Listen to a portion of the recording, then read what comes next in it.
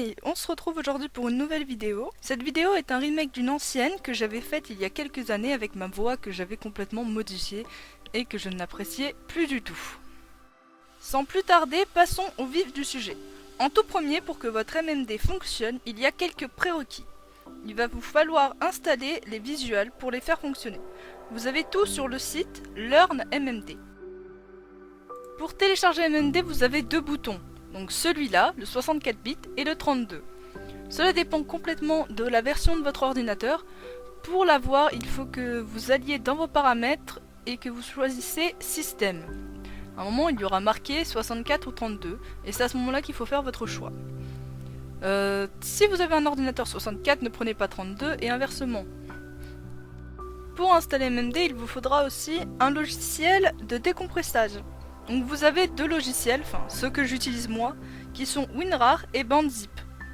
BandZip, il est gratuit. WinRAR, tu peux l'utiliser gratuitement, mais tu auras des pubs un peu régulièrement. Je te conseille BandZip.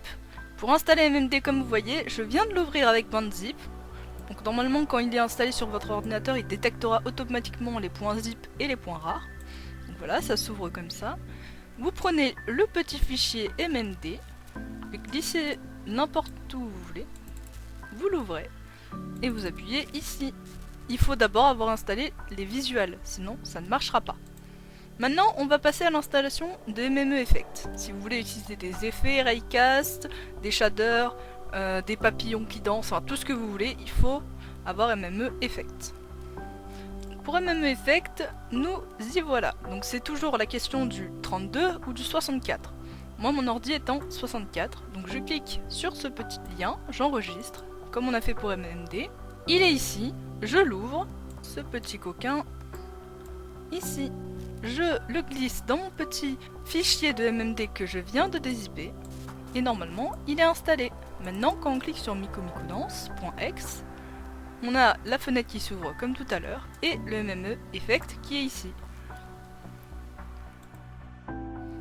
Si vous avez encore ce problème après avoir installé les trois fichiers, enfin ces trois installables, je vous conseille de venir sur mon Discord ou sur YouTube me poser la question, j'essaierai de vous aider au mieux que je peux. Donc voilà, maintenant ce tutoriel touche à sa fin, je vais refaire mon tutoriel pour créer un personnage parce que j'ai vu que j'avais beaucoup de demandes de le refaire ou des choses qui n'avaient pas été dites correctement, etc. Et je vous dis bonne journée et à la prochaine fois.